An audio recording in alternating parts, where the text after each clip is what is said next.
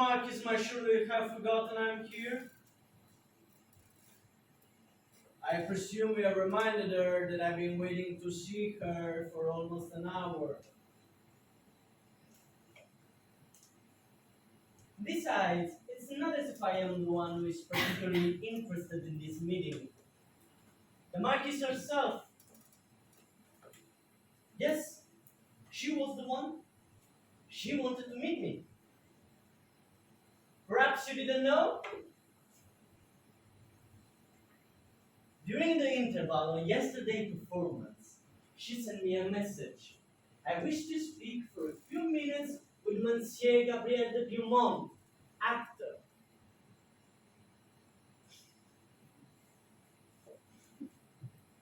However, my friend, an actor with my reputation is always busy. Take today, for example, I have to read several plays.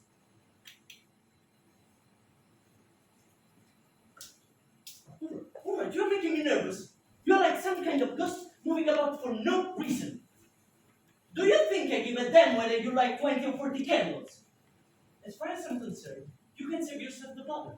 Actually, it's obvious it's the job. Mama, he begs you to forgive her. She will be with you in a moment. Oh, so you do have a tongue after all. For a moment I thought you were a moving statue, not a human being. The Marquise hopes that you will have an enjoyable stay in her house. That you will have no cause for complaint. I don't. That's special. Alas. It's very pleasant.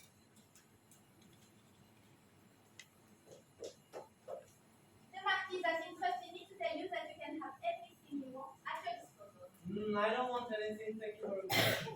I will in particular urge you to try this wine from Cyprus. It's a highly priced liquor with a rather exotic flavor. All right.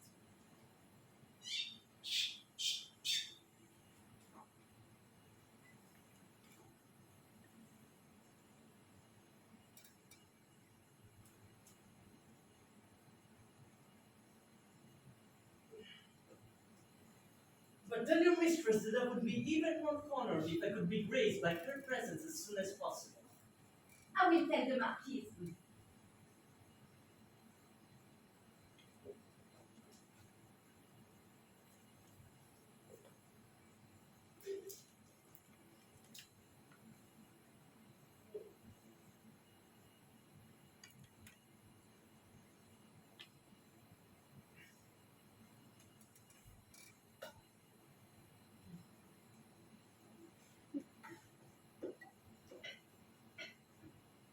But if you stay here, I don't see how you can pass on my message. Oh, for heaven's sake, do what I tell you. Monsieur, the Marquise doesn't need my help. No, everything that goes on inside is mentioned. I think it's for you to have another glass of this wine, monsieur. No, it's just good for my liking. The Marquise is most fond of it.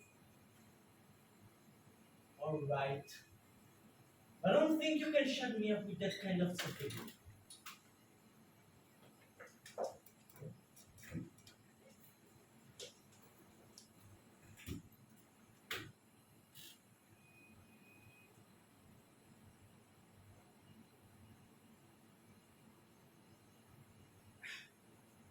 I drank it. Now what? Huh? What more do you want with me? Why don't you go and carry out your duties? Oh, monsieur. You haven't stopped staring at me since you came in the room. Has the Marquis sent you to spy on me? Oh, no, monsieur. It's just that.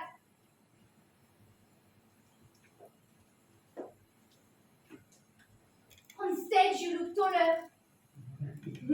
Oh, that! Oh, well, there is a simple reason for that. On stage, the audience is only given the point of reference we want to provide. And your voice? It's stronger, more powerful. Is that what you mean? That's only logical. Speaking with you now, I don't have to worry about projecting my voice. There aren't any problem with distance or acoustics. You mean that when you act, you don't behave on stage the same as you do in real life? Oh, no. That would be impossible. If I did, nobody will listen to me properly, and I wouldn't be able to convey the character's emotions. Please forgive my insisting, but I'm fascinated by anything to do with the theater. You said the character's emotion. Did you really mean that, or were you perhaps referring to your own emotion which No, during the no, performance? no! They really are the character's emotions, but in a way, they are mine as well. I mean, when you act, there comes a point at which you cannot distinguish where fiction begins or ends. Then you really have to feel what you express on stage. Exactly. You express what you feel. But on the other hand, you yourself argue as now that you have to resort to a certain kind of speech, a correct projection of your voice that is conventional. Besides, haven't you really experienced the emotion of Racine's character, for example, when Racine and other great writers of the past express them there through verse in a way which, as far as I can see, is hardly natural. What's more, we were that even in the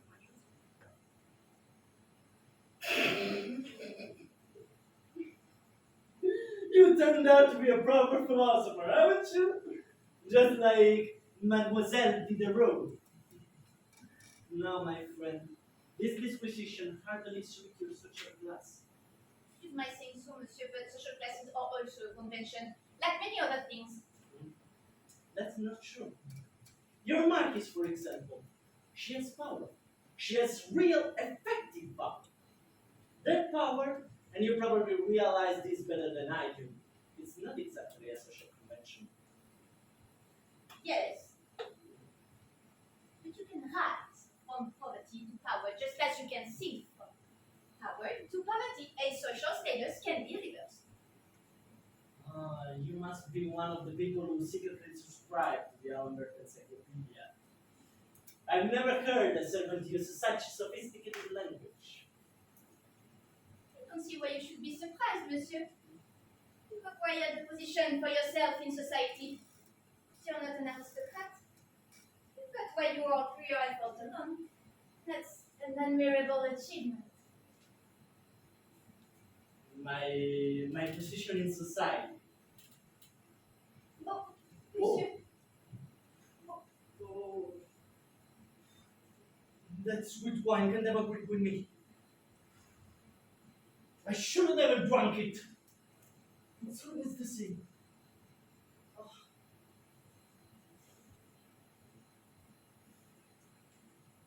My position in society, per se. My position in society, it's rather precarious. It depends on art, on my art. And art depends on the taste of a period. However, my profession and my background always rise up against me, like a kind of brick wall or watchdog telling me you're entertained by kings, you eat at their tables, but you'll never reach their level. You'll always be an actor. An actor. The most despised and yet most envied profession in the world. Everybody feels the need to act once in a while. I mean, in real life, off stage. I myself. I'm not surprised. Servant's work always involves lying. I mean, if you are a servant, you have to act and play a role. No, I didn't mean that just now. It was really something much simpler. You see? I've been acting for you.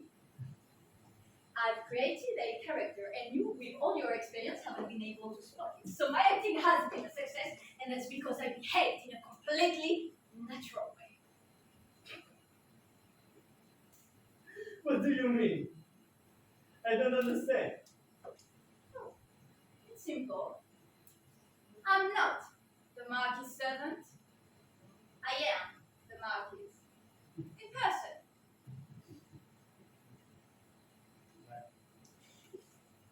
Oh, don't be ridiculous. That's impossible. Why is it impossible? How many times in your life have you seen the Marquis? In other words, how many times in your life have you seen me? 3 or 4, 5 at most. Always some distance away, wearing her wigs and her ceremonial robes. No, think about it. It's easy. a discreetly a different hairstyle and dress, and above all by carefully imitating a servant's way of talking and mannerism.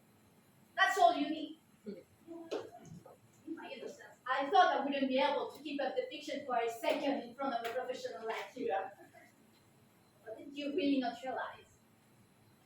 My conversation, what I said, the way I said it, the depth of my arguments, my preoccupation of which had attracted your attention. That gave me away. Oh.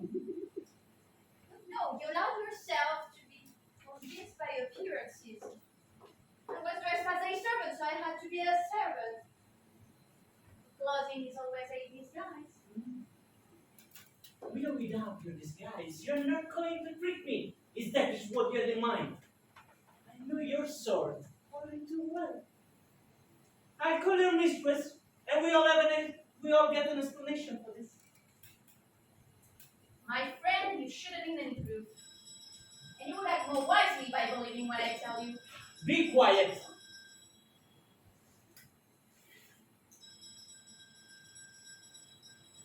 You see, nobody's going to answer. Do you think I'm lying? I refuse to believe any of it. If nobody listened to me, I'll go myself. That is closed, your board. And the other door which leads to the hall is locked. Locked. Yes, locked. Those were the orders I gave my servants. Locked. If you ran out of your mind, give me the key. Oh, give me the key or I'll take it from you. Do you hear?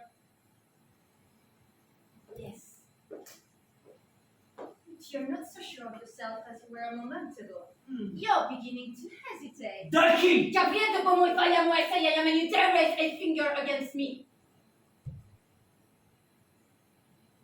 I'm not frightening you. You are keeping me here against my will. Fortunately, there aren't any witnesses here to prove it. But no, I don't want to force you to do anything. I'm just asking you to listen what I have to say. Oh, you're still not convinced. You won't believe I'm the Marquise because I'm not dressed as a Marquise. All right. I'll do my best to satisfy you as quickly as I can. Use it!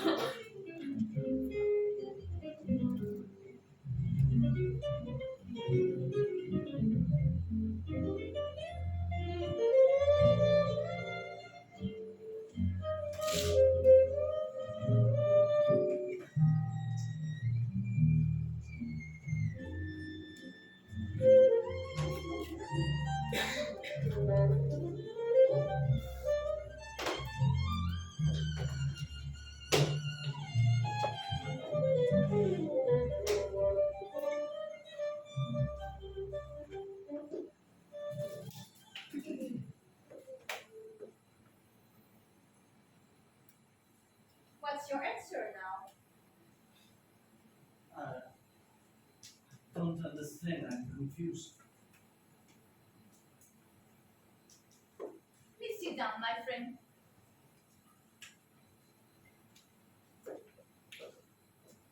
I wanted to speak to you because I have a proposal to make with reference to your profession. That explains the innocent game of these guys. I hope you forgive me, but I had to test you. Madam Marquis, is that how I should call you from now on? I mean, Madam, are you really the Marquis? Or is this just another joke? But no, the evidence you've just given me seems conclusive. You really are the Marquis, and I should have guessed it from the start. You really have impressed me. And now I'm afraid I didn't behave as I should before. But you've got to see my point of view. How could I ever know that? I mean, if I have in any way offended you, No. Everybody acts with other people according to their opinion of them, and according to the position they themselves think they have or really do have in society. Isn't that so? Now you know the Marquis, you stop speaking with that condescending tone of superiority and self-confidence with which you address the servant. You're more polite with me. For me, Mademoiselle Marquise. Right now, without realizing it, you're also starting to act.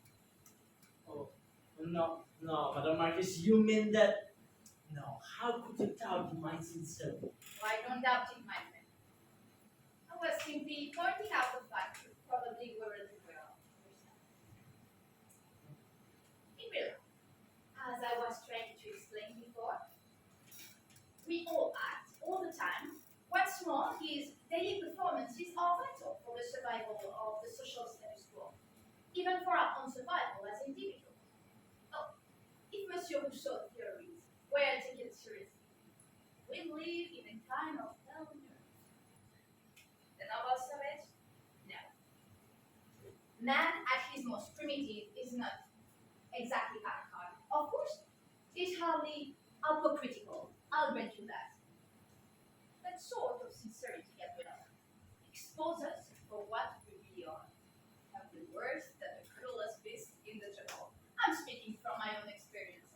Even so, Madam Marquis, in a century as enlightened as ours, among our civilized contemporaries, action of extreme cruelty have been carried out by people who, given over to their most primitive instincts, Of course. But when I spoke of Helleners, I didn't do so with moral revulsion or pious condemnation. No, I was just objectively pointing out the facts, for which I have to admit I have a certain, shall we say, aesthetic admiration. I don't understand you, Madam Marquis. How can such evil be beautiful? Oh, but don't you think it can? Oh, I'm surprised. Come now, when you play a correct character on murders, don't you feel a certain envy deep down inside? I mean, when you shake off the skin of social convention and established norm and stop behaving as you're supposed to. Yes, but that's fiction. Oh, I was forgetting. I've invited you here because I want you to perform one of my plays. One of your play? I didn't know you were a writer, Madam Marquis. I've tried it out. Gabriel, I'd be very grateful if you could be the first person to perform. I'll pay all the expenses. You'll be well rewarded if you agree to do it. It's what I do for a living. Will you let me read it? Of course, but I must warn you now that this play is stylistically very different from the plays you act in. I can't guarantee you any great success. I don't understand you, Madam Marquis. Whenever an author writes a play, he always wants it to be a success. I'm not really worried by what people think. No, Gabriel. My play is a piece of research. In it, I want to prove and at the same time demonstrate my own theories. Monsieur Diderot states quite categorically that the best actors are those who are most distant from their character. theater is fiction, and as such, the best way of recreating that fiction in an audience is precisely to imitate it using one's mind. By your account, contradict yourself on this point. You told you're dominated by emotion when you act, that your own personality becomes tied up with the character you're playing, but you now admit that this identification is not total, because to achieve it, you use certain techniques, the projection of your voice, the correct movement, etc. As far as I'm concerned, I want to argue the opposite. That the best performances are those in which the actor becomes the character, lives his life as intensely as his own, and even loses all awareness of his own individuality. Drama should not be fiction, art. Drama should be feeling, emotion, and above all, the joy of transgressing established norms. We should experience all our suffering, all our anguish, all our most intimate desires and fears on stage. Oh, Gabrielle, what happened? The courage to accept or admit in everyday life. That's what I'm interested in. And I need men like you, Gabrielle. Brave and imaginative men, prepared to play the game to its limits. You're not listening. Madame Marquis? You fell asleep, Gabrielle. You were not listening to me. Madame Marquis, I didn't know what should have come over me. A moment ago, I felt suddenly extremely tired. But no, it's nothing. I feel better already. Just the result of our work. I'm tired, that's all. Oh, you feel tired, then we'll have to be quick. We haven't. No, don't drink that wine. It would make you feel sleepier, and I want you to be wide awake. Anyway, don't worry. You should get over your tiredness, as you're saying. And feel better. I need you to feel better. You have to carry out a test. A test? Yeah, a test. You mean you don't trust my ability? You think I'm some sort of amateur? Oh, no, not at all. Don't misunderstand me. I want to test my play, not you. I don't understand you, Madame Marquis. I told you before that this play wasn't in any way just like those which satisfy the decadent taste of our time. I read it to myself several times, alone in my room. I've even read it out loud, but that isn't enough. I have to hear it coming from your lips, brought to life by you.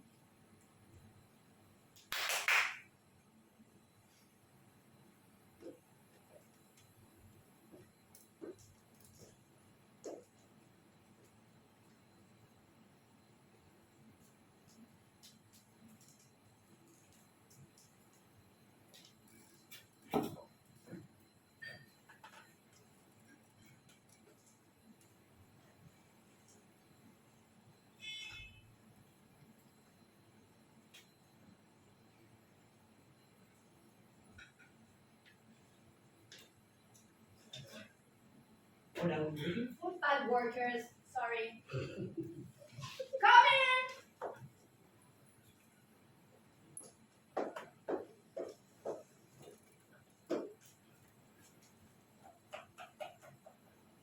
I prepared the ideal setting for you.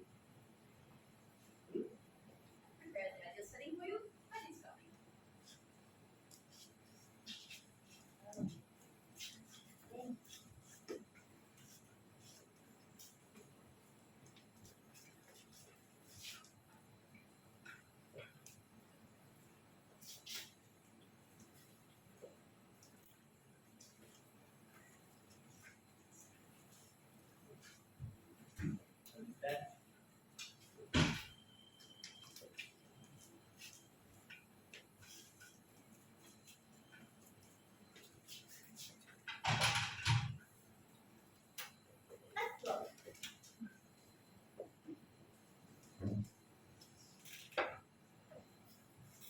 You want me to act?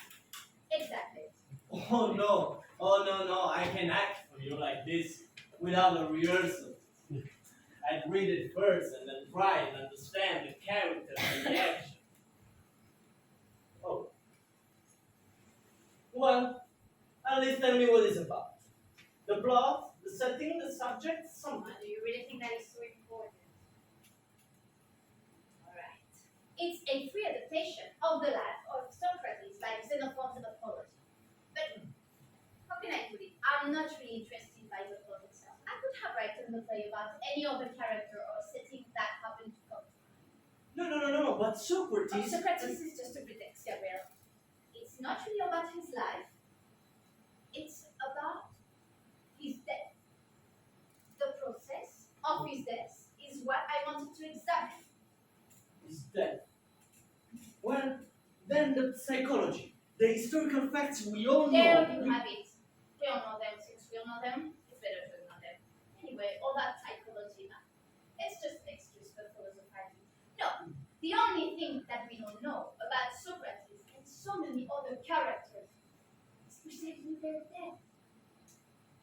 Not the fact they died, it's obvious, and the way they died, not the cause of their death. But their death. I repeat, the process of their death. Dying with them. Not seeing how they died, but feeling the intensity of their death. Our own death. Feeling. Again. Yes. Feeling. Feeling, Gabriela. Feeling with that rhythm. Somehow, taking part in their agony, making our bodies experience, our minds perceive, step by step, stage by stage, the inescapable advance towards self-destruction. Oh, you mean lead the condemned man to the gallows? But I don't just mean that. If only we could, through some kind of imitative magic, penetrate and live their inner life, while still being ourselves, then what sublime delight!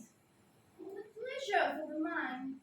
Just imagine how that pleasure would be conveyed and spread to every part of our bodies. What pleasure, Gabriel, in this? Our age of rationalism.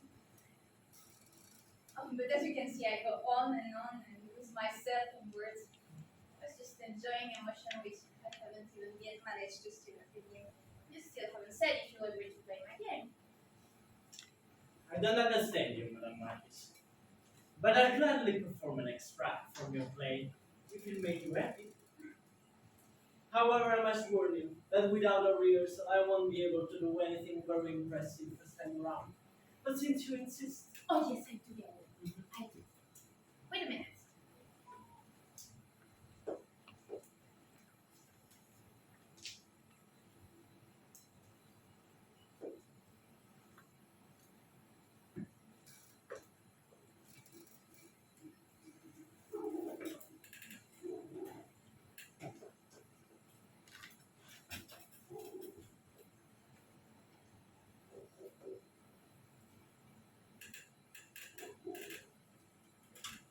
Now everything is in place. Well, I'm particularly interested in that scene. The death scene. Exactly. But the other characters? We can do without them. Alright. Don't move from the throne. You no longer have any strength left. Oh, in a sitting position for the whole scene. Yes. That will mean that I won't be able to strike certain poses. Tragic poses, for example. Forget about that. We'll assume you're dying. But Why won't you begin? I was But there's no time for that now. Oh. What is it? If you are so obsessed with the reality, aren't you surprised I'm not wearing Greek robes? No, you for the time being, no. I'll explain it all to you later. You don't understand. believe me? Uh-huh. So dressed as I am. Yes. It's essential for you to be dressed as you are. Fine, you are the one who is directing the performance. Yes, Gabrielle, I am. To all intents and purposes, the director. Will you get me just a few seconds to get into the scene? Take your time.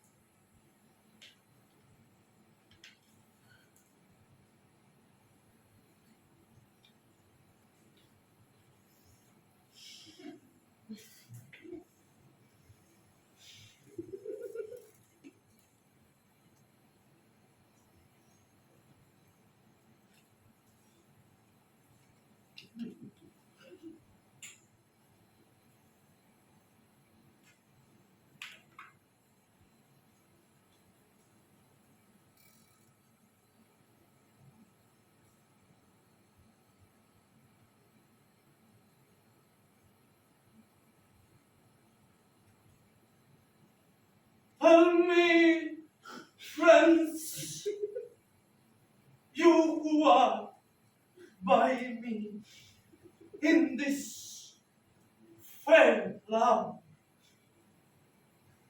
what is expected of me?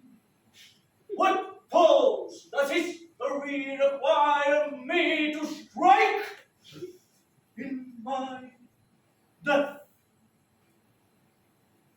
A heroic pose with an expression of eternal rest on my face, an example to be followed. But history knows nothing about death, about the death of individuals. History despises isolated cases, it generalizes, it has no desire to know about symptoms, vital processes. It's only interested in the result. And what about me? What am I in all this machinery? Nothing more than a myth. And myths cannot cry out. But men are the ones who love. And men die painful, in convulsions, crying out for mercy. They die pathetically, soiling their bedclothes with the excrement and the blood of their vomit, and they are scared. They are scared, terrified, not by a religious fear of what awaits them, no, by a nameless fear, a physical fear of the physical death. Everyone suffers because death is consecration. It's the great ceremony of fear. Can't you understand that? No. Pardon? No, I said I know. I can't understand that from your performance. You mean you don't like my acting? What I mean is that your style of acting doesn't manage to convey what's happening to the character. How can I understand if I can't you're supposed to be feeling. Your opinion about my artistic ability seems rather personal and is in fact contradicted by overwhelming majority of Parisian audiences. And when I say audiences, I'm also referring to intelligent people. People as intelligent and as learned as yourself. Please, Gabriel, listen. No. In other words, you invited me to your room to make me act out this absurd farce so you can make fun of me? Well, I won't play this game anymore. I don't like to be insulted. And as far as I'm concerned, questioning my artistic talent, it's like questioning your nobility. You're not making any efforts to try or understand. This play is totally different from all the plays you act in all the plays in general. I realize that. I don't see how the two things are connected. Oh, it's obvious. A different literary style requires a completely new style of acting. Oh, yes, of course. You are not content with making your debut as a dramatist. You also feel obliged to give me lessons about my profession. All I mean is that you can't adequately perform what you haven't ever experienced, what you haven't ever experienced directly and personally, because you've never gone through the agony of real death. If I had gone through the agony of real death, I would have died. And I wouldn't be able to perform the part.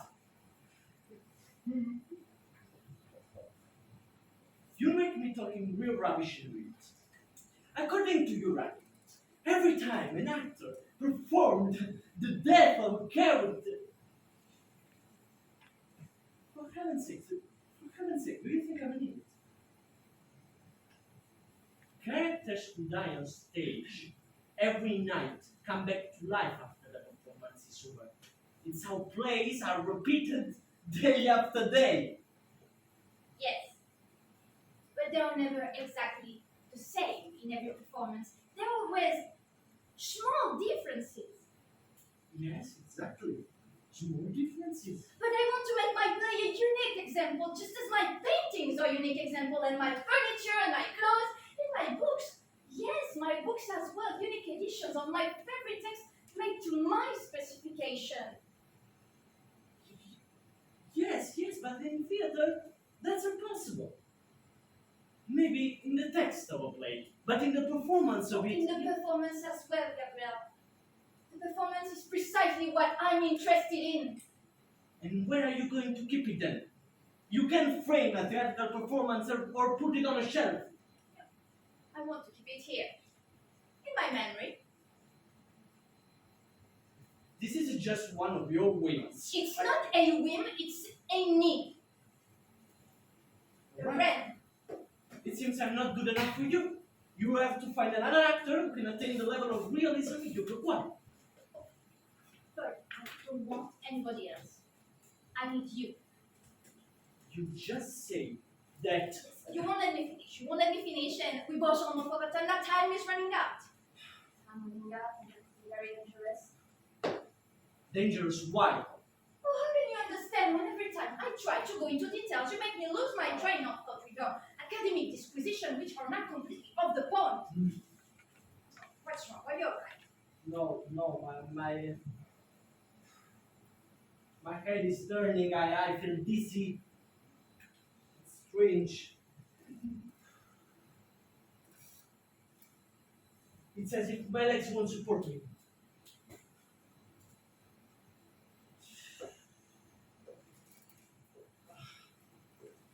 I need to sit down.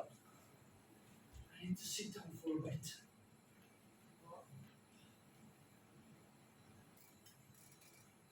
You have to forgive me, but I find very, very difficult to concentrate. I can't follow your arguments.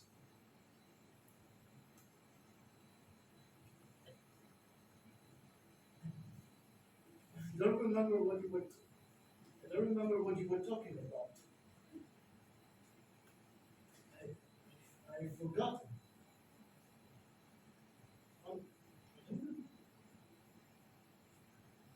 And now I don't know even the reason why I'm I'm suddenly extremely tired. The reason is very simple, Gabriel. The reason is a combination of Cypriot wine and the clock. Wine? Do I have to spell it out in black and white as if you were some kind of schoolboy? I wanted to test you, Gabriel, with a part of my experiment. An artistic experiment. Is that what you mean? No, of course not. An experiment in physiology applied to an actor's technique. Physiology. Wine? That's what it is. Oh no, no! No, how could you do that? Oh, I had to know. You have to know! There is only one thing everybody... There's only one thing everybody has to know, and that's that you're a murderer. I'm not a murderer. I'm a scientist. The realm of aesthetic is artificial, and I compare artificiality. The only thing I'm interested in is the study of human behaviors. Human beings, real, living things, and the study of them gives me greater joy than all your plays and symphonies put together. You are mad. You are inhuman. You see, now your attitude towards me is changing. Now you're really afraid. Now you're really afraid and your fear isn't simulated. You know you're going to die, that you've only got a few minutes left to live. This is an ideal moment to carry out my experiment. You're going to die just like my character. Fiction retreats, defeated by reality. They ought to build up the world anymore. I'm working. The truth of all emotion, social convention, the truth, Gabriel, the truth is as precious as life itself. If I must die, I kill you as well. I have so much strength I left to get my revenge. Wait a minute, Gabriel, stop. Let me propose a pact. There is no time left for that. There is no time left. Yes, but there is exactly 8 minutes. What? Oh, the drug is gradually taking over your body, your movement, but you'll be able to think clearly for a minute or two more. You do want to save your own life, don't you?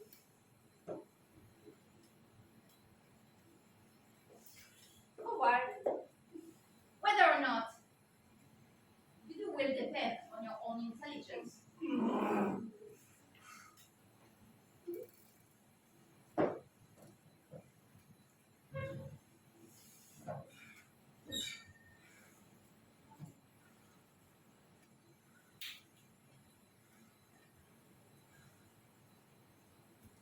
You see this little bottle? It's the antidote. Give it to me. I'll kill you if you don't. If you dare step off that stage, I'll smash the bottle on the floor. Please. Please.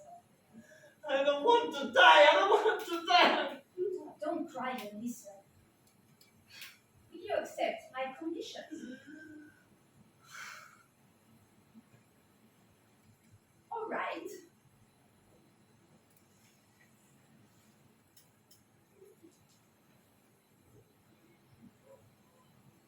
You're going to give another performance. Act? No, I couldn't. You're going to have to. No. Even if I did, my performance would be disastrous. It's going to have to be your best performance yet, Gabriel. Because if I don't like it, I won't give you the antidote.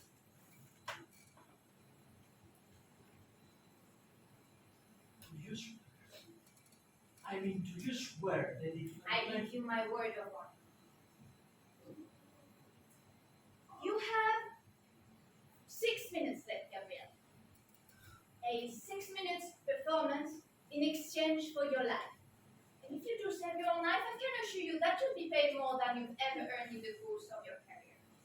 But don't waste time now. I can afford to concentrate and be ready to begin at once. When the 6 minutes end, the performance will end. And you will find out if you have passed the test.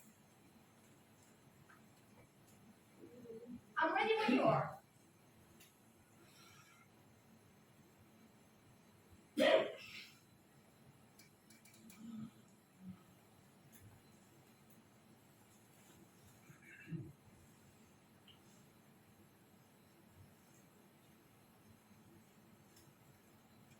The performance is now begin.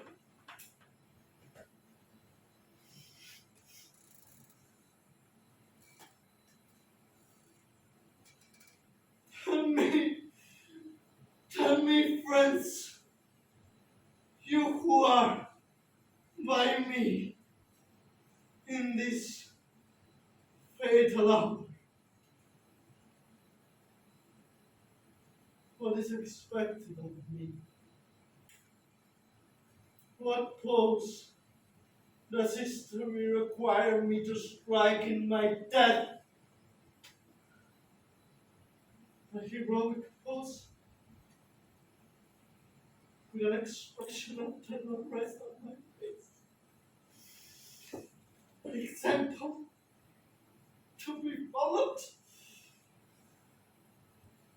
But history knows nothing about death. About the death of individuals. History despises isolated cases. It generalizes.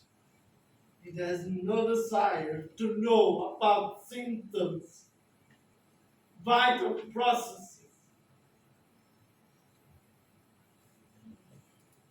It's only interested in the result. What about me? What am I in all this machinery? Nothing more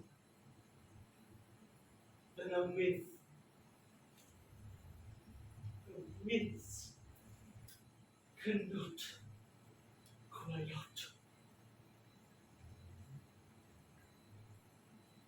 But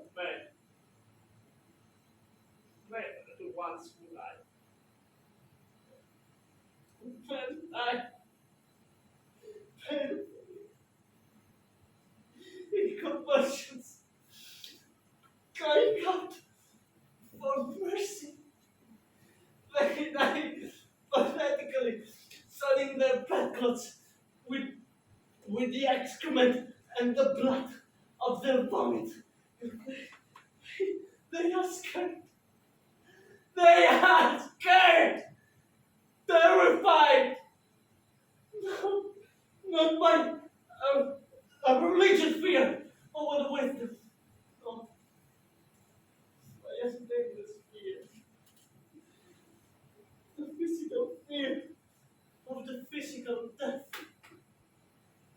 Everyone out.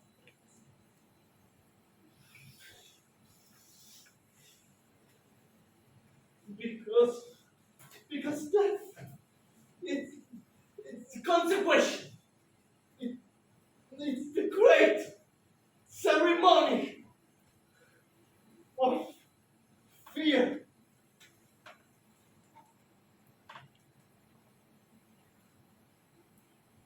Can't you understand that?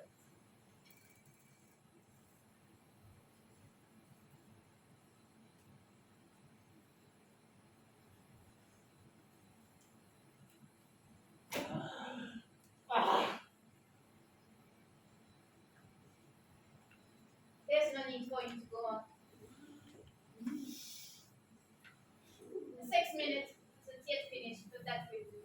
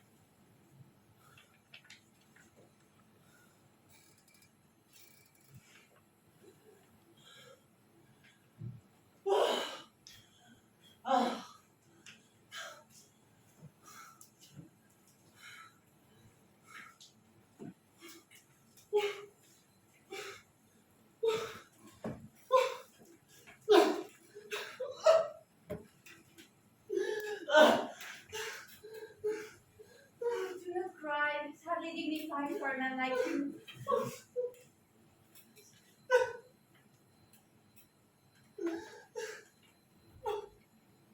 Why?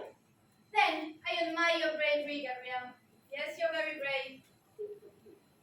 You're braver than I thought. Because you played against me. Because you risked playing against me. And you've lost the game. You've ended up by cheerfully accepting defeat. I'm lost!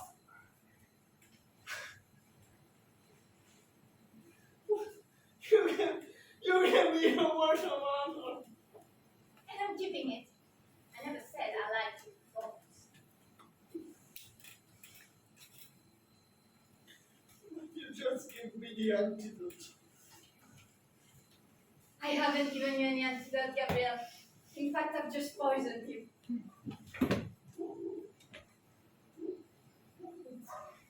But the wine. I never said that the first one you drank when you came here was poison, no? Think about it. That was what you assumed because of certain symptoms. It was only a light drug, and harmless drug to make you feel sleepy and slow down your bodily reaction. I had to protect myself against any possibility of violence on your part. If you'd taken the antidote, all of the symptoms would have disappeared in a few minutes. That is physiology, Gabriel. Your imagination created all the visceral fiction of agony. The only real poison, the only lethal poison for which I swear, there is no known antidote. The one you just drank. You see, in no way have I deceived you. I told you before that you had a few minutes left to live, and that was also true. The difference lies into the fact that you thought you had already swallowed the poison, and the last few minutes were all you have left before its full effect would be felt. But I tried to explain before that what would be decided then at the end of the test was simply whether you lived or died. From the moment you drank the poison, you were dead, Gabriel. Your time is up. You can't make any more decisions about your life or action. Death is making you its slave. It's locked you in and makes your doors are firmly shut. Why? Why these things? Oh, why? Because from now on, the course of your agony starts to become dangerous. And I want to be able to contemplate it at my leisure without having to worry about my safety. Contemplate the death of a contemplate the death of a human being. You can't do that. You can't do that. You played another trick on me. You want to flatter me. That's all. You love me. You love me. Suffer. Don't you?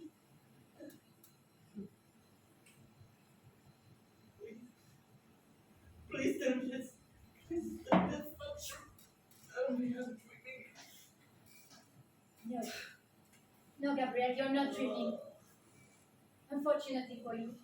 Unfortunately for you. I said I wanted you to give a unique performance. Perhaps I didn't use the right words. You're not going to act for me. To be playing for real. Now, do you understand?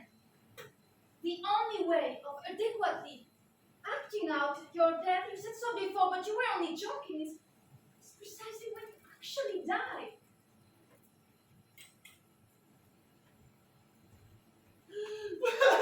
But before I was afraid, I had to stop my fear. Yes. Oh, yes. Yes, before you were scared, yes. There's no doubt about that. Before, you were very scared. But that wasn't enough for me. You still had a glimmer of hope left. You were playing against me. You wanted to win, so because you were playing, You still didn't think you had definitely left her and completely beaten as you are now? Gabriel, you've kept your acting instinct till the final. Right up until the end, you've pretended to be a character. What's wrong? Oh.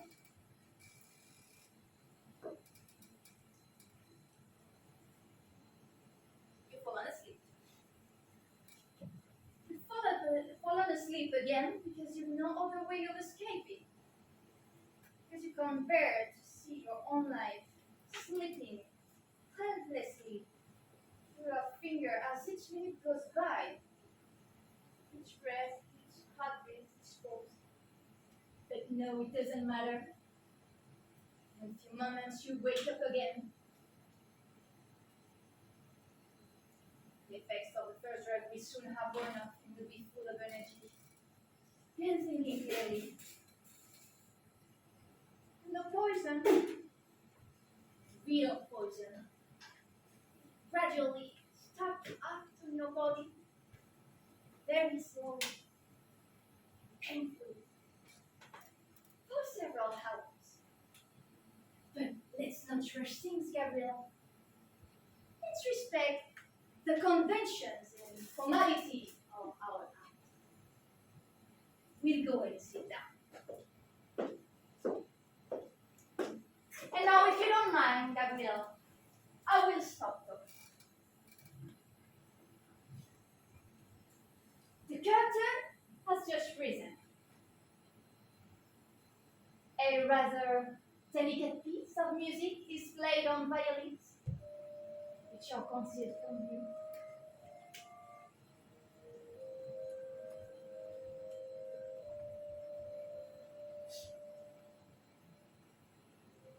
The stage is lit by scores of candles.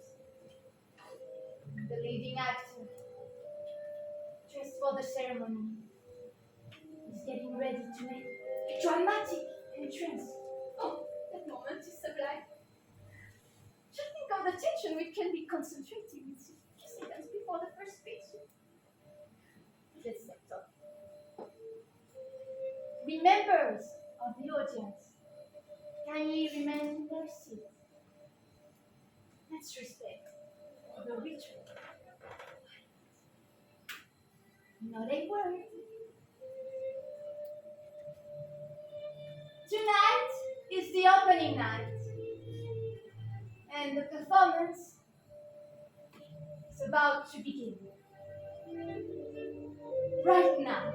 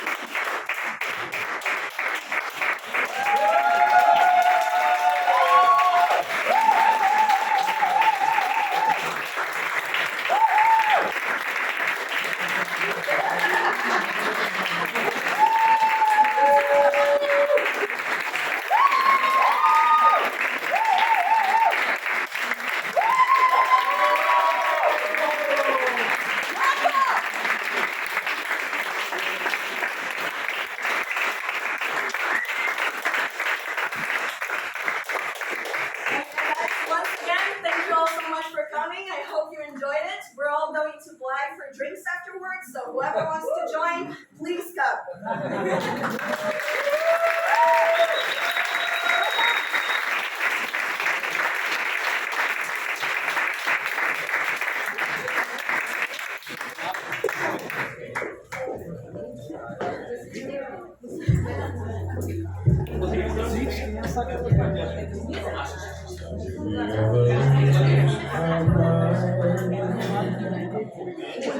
And